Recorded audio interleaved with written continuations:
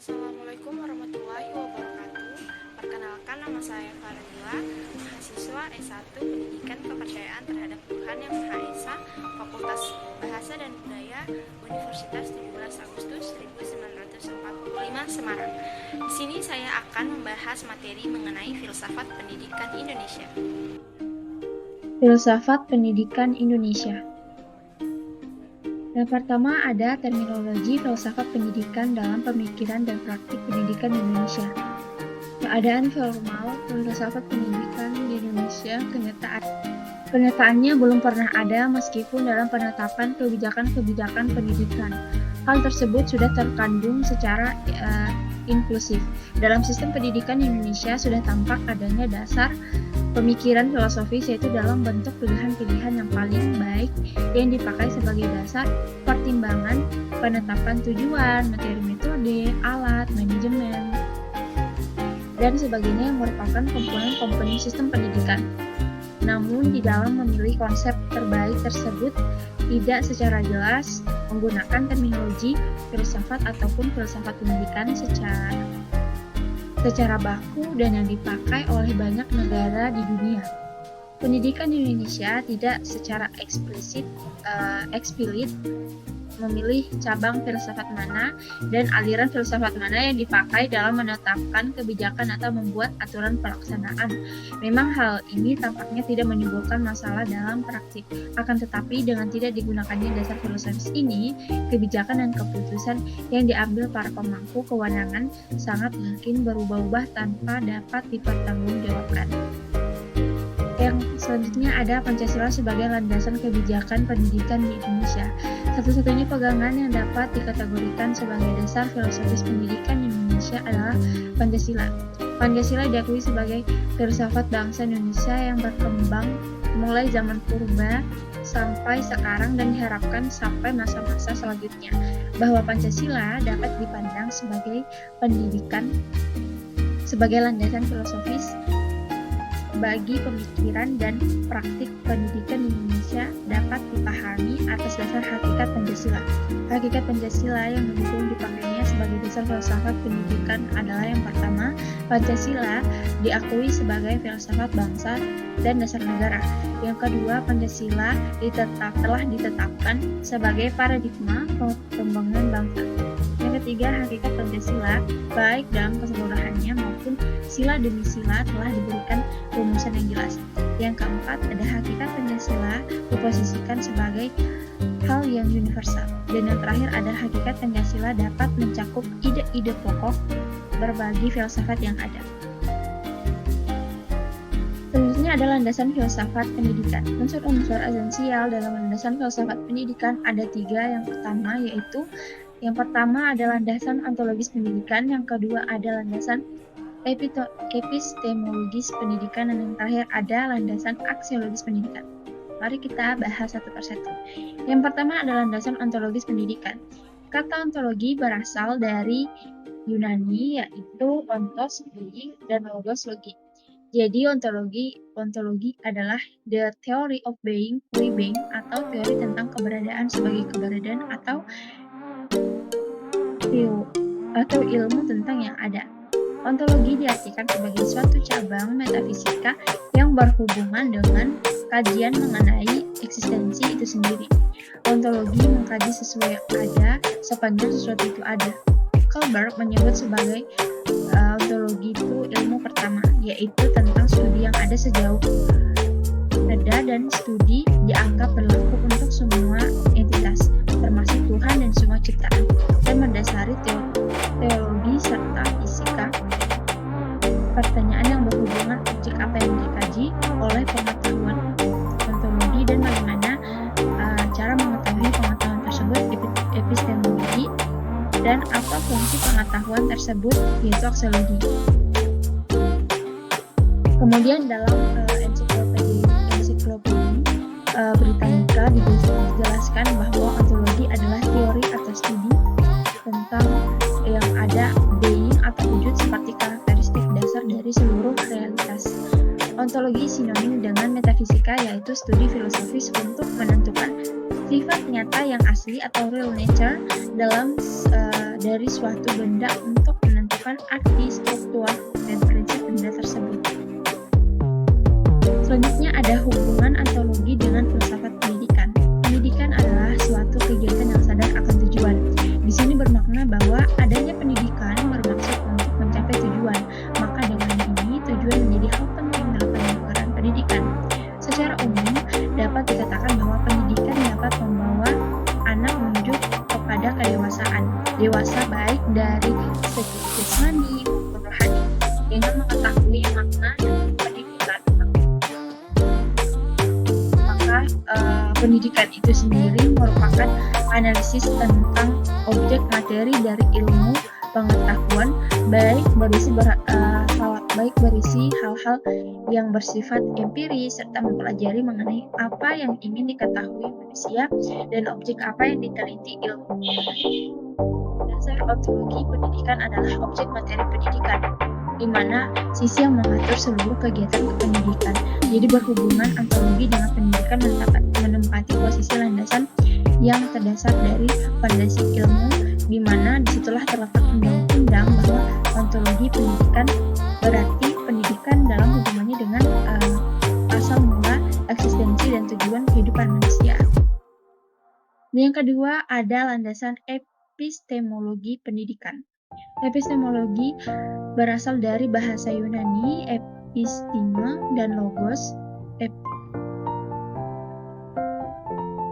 Episteme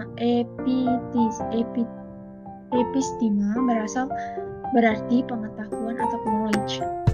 Logos berarti teori. Dengan demikian, epistemologi secara etimologis berarti teori pengetahuan.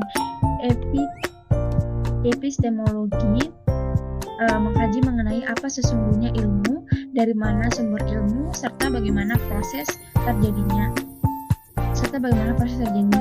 Di samping itu, banyak sumber yang mendefinisikan pengertian epistemologi. Di antaranya yang pertama, epistemologi adalah cabang atau bagian filsafat yang membicarakan tentang pengetahuan, yaitu tentang terjadinya pengetahuan dan kesahihan atau kebenaran pengetahuan. Yang kedua ada epistemologi adalah cara bagaimana mendapatkan pengetahuan, sumber-sumber pengetahuan, ruang lingkup pengetahuan. Manusia dengan latar belakang kebutuhan dan kepentingan yang berbeda, maka akan berhadapan dengan pertanyaan-pertanyaan seperti dari manakah saya berasal, bagaimana terjadinya proses penciptaan alam, apa hakikat manusia.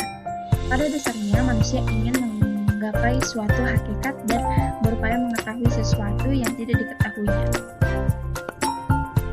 Selanjutnya ada aliran-aliran dalam epistemologis. Yang pertama ada aliran rasionalisme. Aliran ini berpendapat bahwa pengetahuan itu bersumber dari akal pikiran atau rasio. Tokohnya antara lain yaitu René Descartes yang membedakan adanya 3 ide, yaitu innate ideas atau ide bawaan sejak manusia lahir, atau juga dikenal dengan adventitious ideas, yaitu ide yang berasal dari luar manusia, dan factitious ideas atau ide yang dihasilkan oleh pikiran itu sendiri. Yang kedua ada aliran empirisme. Aliran ini berpendirian bahwa semua pengetahuan manusia diperoleh melalui pengalaman indera. Indera memperoleh pengalaman atau kesan-kesan dari alam empiris. Selanjutnya kesan-kesan tersebut terkumpul dalam diri manusia menjadi pengalaman. Yang ketiga ada realisme. Realisme merupakan suatu aliran filsafat yang menyatakan bahwa objek-objek yang kita serap lewat indera adalah nyata dalam diri objek tersebut.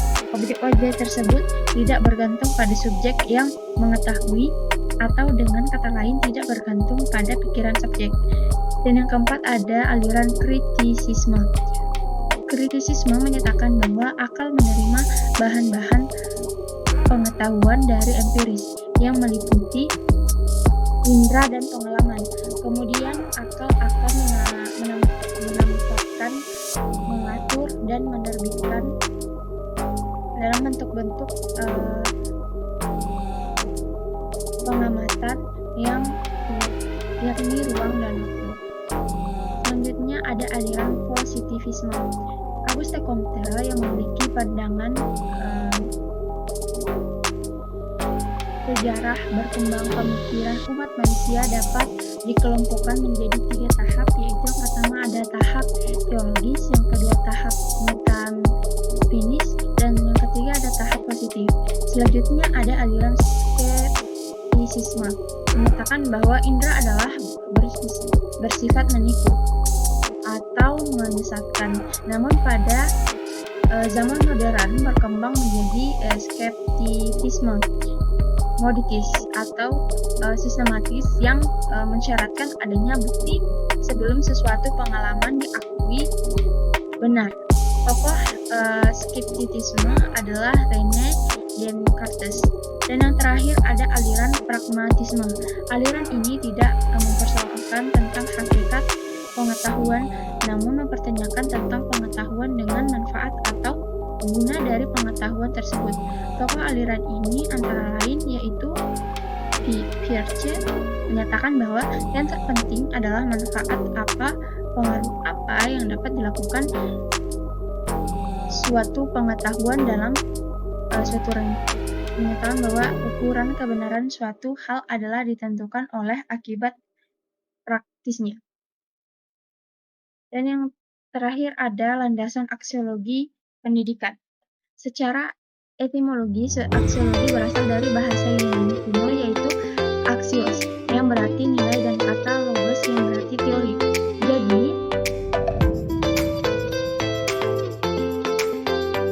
aksiologi merupakan cabang filsafat yang mempelajari nilai. Dengan kata lain, aksiologi adalah teori nilai. Memperbincangkan aksiologi tentu membahas dan membedah masalah nilai. Apa sebenarnya nilai itu? Gartens menjelaskan nilai sebagai sesuatu yang menarik bagi seseorang, sesuatu yang menyenangkan, sesuatu yang dicari, sesuatu yang disukai dan diinginkan. Pendeknya, nilai adalah sesuatu yang baik.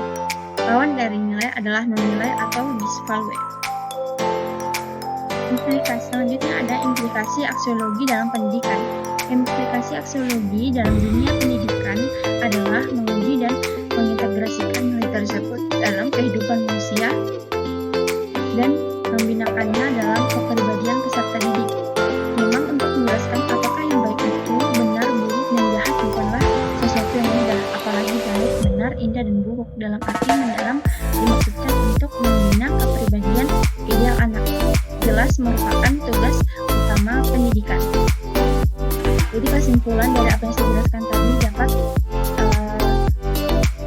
dikatakan bahwa pendidikan secara teoritik maupun praktik dilandasi oleh 3 landasan filsafat, yaitu landasan ontologis, landasan epistemologis, dan landasan aksiologis. Dasar ontologi pendidikan adalah subjek materi pendidikan di mana sisi yang mengatur seluruh kegiatan kependidikan. Jadi hubungan ontologi dengan pendidikan menempati posisi landasan yang terdasar dari fondasi ilmu, di mana disitulah terletak undang-undang dasarnya dunia ilmu. Epistemologis adalah pengertian sistematis yang membahas tentang terjadinya pengetahuan sumber, pengetahuan asal mula pengetahuan, metode atau cara memperoleh pengetahuan, validitas dan kebenaran pengetahuan atau ilmiah. Selanjutnya ada landasan aksiologis memberikan bahwa pemahaman atau pengertian baik, benar, bagus, buruk, dan sejenisnya kepada peserta didik secara komprehensif dalam arti dilihat dari segi etika, estetika, dan nilai sosial. Dalam masyarakat, nilai-nilai itu terintegrasi dan saling berinteraksi. Nilai-nilai di dalam rumah tangga atau keluarga, kota, negara adalah nilai-nilai yang tak mungkin diabaikan di dunia pendidikan, bahkan sebaliknya harus mendapat perhatian. Itulah penjelasan yang dapat saya sampaikan. Mudah-mudahan apa yang saya bahas mengenai materi filsafat pendidikan di Indonesia dapat bermanfaat. Apabila ada salah kata, mohon